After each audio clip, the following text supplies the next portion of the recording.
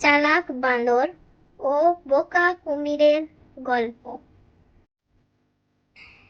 একদা এক সময় বনের মাঝখানে একটি নদী ছিল। সেখানে একটি বৃদ্ধ কুমির বাস করত। দুর্বল বলে সে আর শিকার করতে পারত না। একদিন সে ক্ষুধার্ত ছিল, তাই সে একটি গাছের নিচে বসে গেল। তখন একটি বান্দর কুমিরকে দেখলো এবং জিজ্ঞেস করলো, কুমির, তুমি এত দুঃখী কেন? কিছু আপেল নাও, এই আপেলগুলি খুব সুস্বাদু।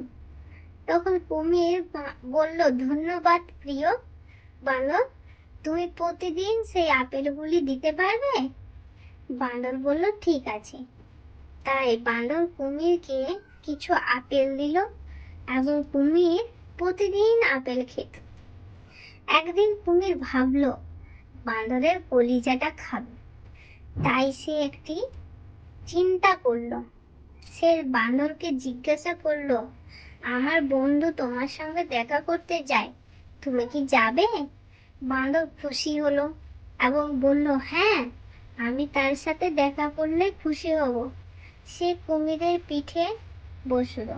কিন্তু যখন তারা নদীর মাঝখানে ছিল, কুমির বাঁদরকে বলল, আমি তোমার কলিজা এখন খেতে চাই।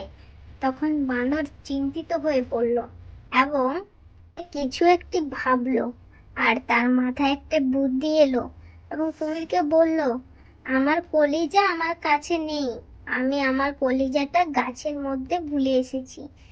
তখন কুমিরটি বলল, যাও, তোমার কলিজা নিয়ে এসো এবং আমাকে দাও।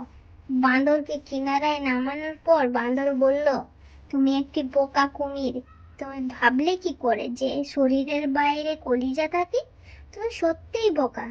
আর তোমাকে এতদিন যে সুস্বাদু আপেল দিয়েছিলাম, সেগুলো তো আর দেবো না। তুমি এইভাবেই এই বয়সে না খেতে পেয়ে মরবে, আর তুমি আমার বন্ধু নও। এই কথা শুনে কুমিরটি হাহুতাশ করতে লাগলো আর ভাবলো সে খুব বড় ভুল করেছে। এটি কথা, অন্য কোনো পদক্ষেপ নেওয়ার আগে ভালোভাবে চিন্তা করা উচিত।